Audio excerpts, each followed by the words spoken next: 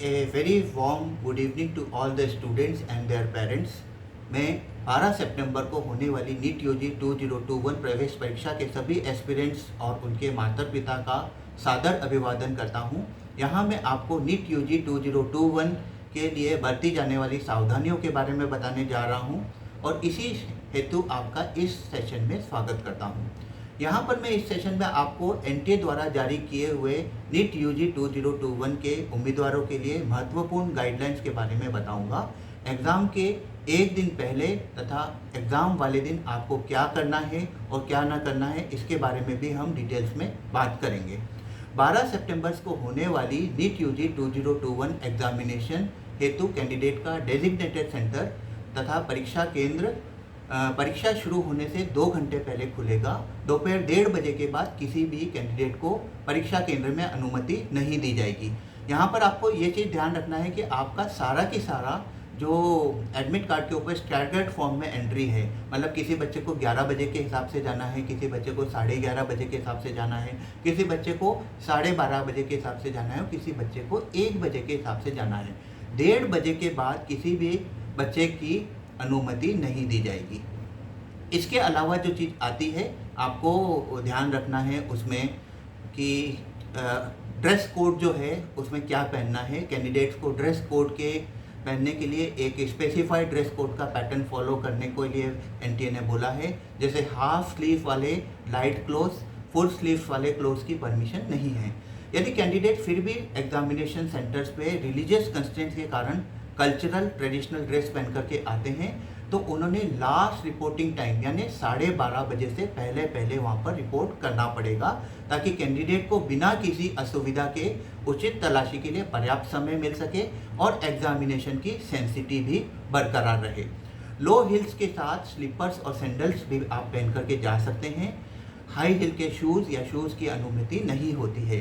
Examination hall में आप अपनी सीटिंग लें, तब अपनी डेस्क और टेबल को भी बहुत ही अच्छे से देख लें, क्योंकि कई बार ऐसा होता है कि आपकी जो टेबल है उसके अंदर कोई ना कोई चीज़ पाया छोटा है या उसमें कई सारे होल्स हो रहे हैं, तो उस चीज़ को भी आपको बहुत अच्छे से देखना है कि कभी भी उस तरह की कोई चीज़ ऐसी नहीं आए जिससे आपको कहीं ना कहीं डिस्टॉर्शन हो।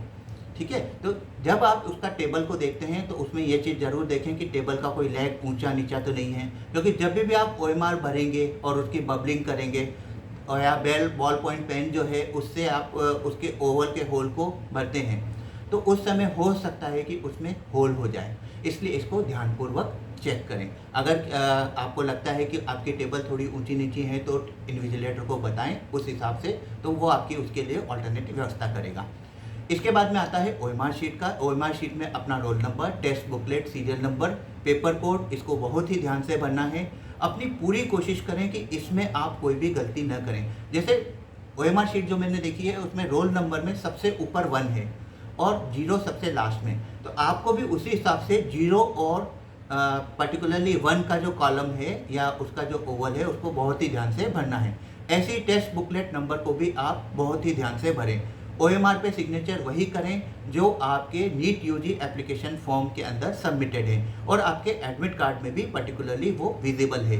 मदर फादर का नाम रनिंग हैंडराइटिंग में लिखें और स्पेसिफाइड जगह पे अपना लेफ्ट थंब इम्प्रेशन भी लगाएं। ठीक है, तो इस तरह से ये चीज़ को बहुत ध्यान से रखना है कि ओएमआर जो है, ओएमआर के अंदर सबसे इम्पॉर्टेंट चीज़ जो होती है आपका रोल नंबर होता है और पेपर कोड होता है, तो इन दोनों चीज़ों को आपको सबसे ज़्यादा ध्यान से रखना है। इसके बाद में आते हैं ओएमआर पैटर्न, वो भी थोड़ा सा इस बार डिफरेंट है, उसका भी ध्यान रखना है, क्योंकि सेक्शन ए के तहत जो क्वेश्चंस हैं और सेक्शन बी के जो ऑप्शंस हैं उनके आंसर्स के ऑप्शन को ओएमआर में आपको बहुत ही ध्यान से भरना है। सेक्शन बी में आपको 15 में से 10 क्वेश्चंस के आंसर करने हैं। इसमें भी अच्छे से अपने अकॉर्डिंगली जो बेस्ट 10 क्वेश्चंस हैं उनको ही चूज़ करें और उसका ही आंसर करें। सेक्शन बी में 10 क्वेश्चन से ज़्यादा करने की आपको कोई ज़रूरत नहीं है, इसका आपका टाइम और एनर्जी दोनों बचेंगे और सेक्शन ए के क्वेश्चंस में भी आप उसको अप्रोप्रिएटली यूज़ कर सकते हैं, है ना। तो इसमें एक चीज़ का बहुत ध्यान रखें कि आप जो 15 क्वेश्चंस जो हैं उसमें से ऐसे 10 क्वेश्चंस करें जिनके बारे में आप 100% श्योर हैं। ठीक है, अब ऐसी कोई चीज़ें जो आपको एग्जामिनेशन के दिन कैरी नहीं करनी है वो मैं बताने जा रहा हूँ। ऐसा मटेरियल जो प्रिंटेड हो या हैंड रिटन हो, कागज़ के टुकड़े, geometry boxes, pencil boxes, plastic pouches, calculators, pen, scale, writing pad, pen drive, eraser, calculator, lock table, electric pen, scanner, इन सबको बिल्कुल भी आपको कैरी नहीं करना है। कोई भी कम्युनिकेशन डिवाइसेस जैसे मोबाइल फ़ोन है, ब्लूटूथ है, ईयरफोन है, माइक्रोफोन है, पेजर है, हेल्थ बैंड है, इनको भी आपको कैरी नहीं करना है। अन्य सामान जैसे होते हैं, वॉलेट होता है, गॉगल्स होता है, हैंडबैग्स होते हैं, पेन, कैप, इनको भी आपको कैरी नहीं करना है। वॉच आपके एग्जामिनेशन हॉल में होती है, तो आपको कोई रिस्ट वॉच या बेंगल या इलेक्ट्रॉनिक वॉच वगैरह होता है, उसको भी आपको कैरी नहीं करना है। फीमेल कैंडिडेट्स के लिए मैं एक बार और बता दूं कि आप उस पर्टिकुलर दिन कोई भी ऑर्नामेंटल चीज़ें नहीं पहन कर जाएं, जैसे बालियाँ होती है, नथ होती है, बैंगल्स होती हैं, इन सबको आपको पहन करके नहीं जाना है। ऐसे कैंडिडेट्स जिनको डायबिटीज़ है और उसी तहत वो उसको मतलब ऐसा हम कह सकते हैं कि शुगर टैबलेट्स साथ में ले जा सकते हैं, कोई ऐसा खाने पीने की चीज़ जो उनको लगता है कि परमिटेड हो सकती है, उसको भी आप कैरी कर सकते हैं। तो इसमें ये चीज़ का भी ध्यान रखना है कि हम किसी भी हालत में उस चीज़ को बिल्कुल ना ले जाएं जो कहीं ना कहीं जा कर के दिक्कत होती है, ठीक है ना। तो उसके बाद में मैं जो बताने जा रहा हूँ एक और चीज़ कि ऑथराइज आईडी जो है वो आपके साथ में बहुत ही ज़रूरी है। एडमिट कार्ड के साथ में आपको एक ऑथराइज आईडी कैरी करनी है, जैसे पैन कार्ड है, ड्राइविंग लाइसेंस है, वोटर आई कार्ड है, पासपोर्ट है, आधार कार्ड, इस तरह की जो आईडीज़ हैं वो आपको कैरी करनी है। और इसके तहत सबसे आसान जो चीज़ होती है वो आपका आधार कार्ड होता है और उसी के तहत आपको उसमें कैरी करना है। कोई बच्चा ऐसा है जो पीडब्ल्यूडी कैंडिडेट्स हैं, उसको पीडब्ल्यूडी का सर्टिफिकेट, एक डेजिग्नेटेड ऑफिसर के द्वारा प्रदत्त सर्टिफिकेट जो है उसको लाना है। और अगर उसने उसको स्पेसिफाई किया हुआ है तो इसमें एग्जामिनेशन जो इन्विजिलेटर है वो अगर मानता है तो उसको उसमें दिखाना भी है। कैंडिडेट्स ऐसे कोई भी वस्तु न लाएं जिसके द्वारा ऐसा लगता है कि वो अनफेयर मीन्स कर सकते हैं। स्पेसिफाइड डॉक्यूमेंट्स ऐसे ही लेने हैं, जैसे मैंने बता रहा हूँ आपको, एडमिट कार्ड की कॉपी। एडमिट कार्ड 4 पेज में है, इस बार चारों पेज में लास्ट के जो 2 पेजेस हैं वो आपके इंस्ट्रक्शंस के हैं। मेन पेज जो है वो पहला पेज है जिसको हम एडमिट कार्ड बोलते हैं, और दूसरा पेज जो है वो आपका A4 साइज का परफॉर्मा है जिसमें आपको पर्टिकुलरली 6x4 का फोटोग्राफ लगाना है। अगर आप एडमिट कार्ड और 6x4 का परफॉर्मा वाला पेज वहाँ पर नहीं लेकर के जाते हैं तो आपको एग्जामिनेशन हॉल में एंट्री नहीं किया जाएगा। एग्जामिनेशन के द्वारा आपको अटेंडेंस सीट में स्पेसिफाइड जो जगह है उस पर भी पेस्ट करने के लिए सेम पासपोर्ट साइज का फोटोग्राफ भी आपको लेना है, जैसा कि आपने ऑनलाइन एडमिट कार्ड के अंदर अपलोड किया था। ये ज़रूर है कि उसको भी आप 100% कैरी करें। एडमिट कार्ड के साथ में डाउनलोडेड जो है आपका सेकंड पेज पे एनक्लोज परफॉर्मा है जिसमें आपको पोस्ट कार्ड साइज का 4x6 का कलर्ड फोटो पेस्ट करना है। ये भी आप ऑलरेडी मेन एप्लीकेशन फॉर्म में फॉर्म भरते समय कर चुके थे और इसे कैंडिडेट को एग्जामिनेशन हॉल में इन्विजिलेटर को देना है।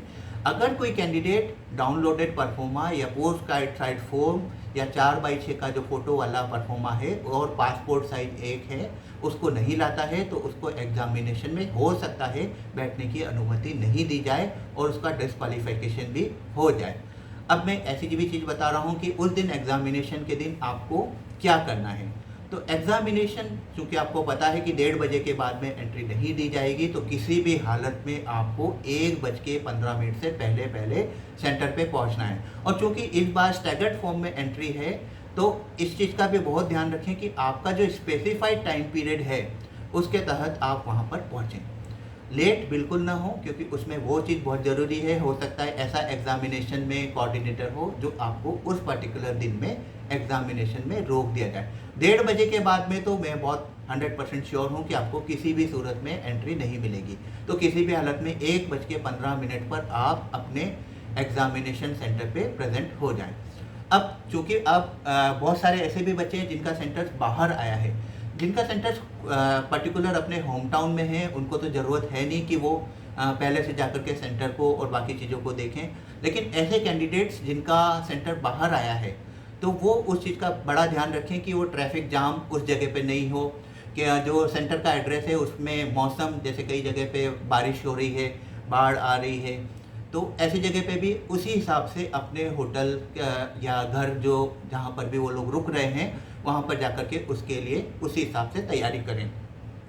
जैसे ही आप अपना एग्जामिनेशन पहुँचे वहाँ पर ज़्यादा देर तक इधर उधर न घूमें और एग्जामिनेशन हॉल में एंट्री करके जो भी आपकी डेजिग्नेटेड रूम है या डेजिग्नेटेड सीट्स हैं वहाँ पर जाकर के बैठ जाएं। इससे सबसे बड़ा फ़ायदा ये होता है कि हम उस पर्टिकुलर मोमेंट पे जाकर के उस कमरे के इन्वायरमेंट से इक्विप हो जाते हैं। ये सबसे अच्छी चीज़ ऐसी होती है कि हम उस पर्टिकुलर कमरे के अंदर 12 बच्चे हैं या 15 बच्चे हैं या 20 बच्चे हैं, ऐसे देखेंगे तो हमको ऐसा ही लगेगा जैसे कि हम एग्ज़ामिनेशन को बैठ करके दे रहे हैं। जैसे हम पूरे साल भर एग्ज़ामिनेशन को देते आए हैं वैसे कि वैसे ही हम इस एग्ज़ामिनेशन को भी देने की प्रायिकता रखते हैं। जब आप एग्ज़ामिनेशन हॉल में या गेट पर जाते हैं तो आपको इन्विजिलेटर होता है या हो सकता है सिक्योरिटी गार्ड हो या फ्रिस्किंग एजेंट हो, वो आपसे एडमिट कार्ड को मांगेगा। जिसके पास एडमिट कार्ड नहीं है उसे किसी भी सूरत में सेंटर सुपरिंटेंडेंट एग्जामिनेशन हॉल में या एग्जामिनेशन सेंटर में परमिट नहीं करेगा। तो आपको इस चीज़ में बहुत ही ध्यान रखना है कि एग्जामिनेशन हॉल में आपको जो चीज़ें लेकर के जानी है वो सबसे पहले मैंने आपको बताया, एडमिट कार्ड पहला और दूसरा पन्ना, ये आपको 100% आपके साथ में कैरी होना चाहिए। दूसरी चीज़ होती है वैलिड आइडेंटिटी प्रूफ, जो मैंने बताए थे आपको, पैन कार्ड है, ड्राइविंग लाइसेंस है, वोटर आई कार्ड है, आधार कार्ड है, आपका बोर्ड का एडमिट कार्ड है अगर इस साल आपने बोर्ड दिया है, तो इनमें से किसी भी एक को आपको कैरी करना है। अगर इनमें से भी आपको कोई कैरी नहीं करते हो तो हो सकता है वहाँ पर भी आपको एग्जामिनेशन सेंटर पे प्रॉब्लम आए।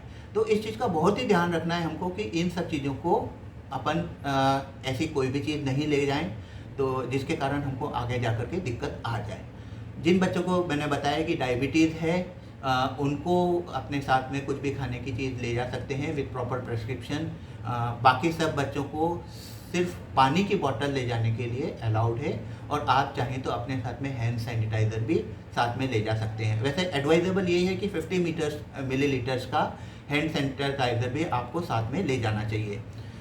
ऐसी कोई चीज़ जैसे माइक्रोचिप कैमरा है, ब्लूटूथ डिवाइसेस है, इलेक्ट्रॉनिक डिवाइसेस है जो अनफेयर मीन्स के तहत आ सकती हैं, उनको भी आपको लेकर के किसी भी सूरत में नहीं जाना है। मतलब गलती से भी अगर ये चीज़ किसी के पास मिलती है तो उसको एग्जामिनेशन और फर्दर एग्जामिनेशंस जो होते हैं उससे भी डिबार्ड किया जा सकता है। तो इस तरह की कोई भी वस्तु आप किसी भी सूरत में न लेकर के जाए क्योंकि इससे हो सकता है कि आपको उस पर्टिकुलर चीज़ में डिबार्ड किया जा सकता है। तो यहाँ पर हम एक चीज़ और बहुत ध्यान रखते हैं कि स्पेसिफाइड डॉक्यूमेंट्स के तहत मैंने आपको जो चीज़ बताई है वो आपको बहुत ही अच्छे से ध्यान रखना है।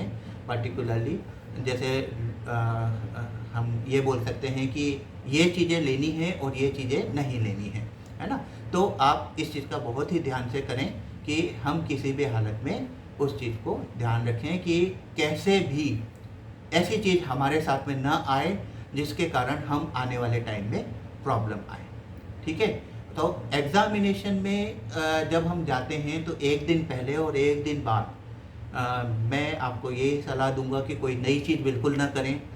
हमेशा अपने पेरेंट्स से बात करें, अपने ऐसे दोस्त से बात करें जो आपको मोटिवेट करता हो, आपको सबसे अच्छा जिसको हम दोस्त बोल सकते हैं बेसिकली।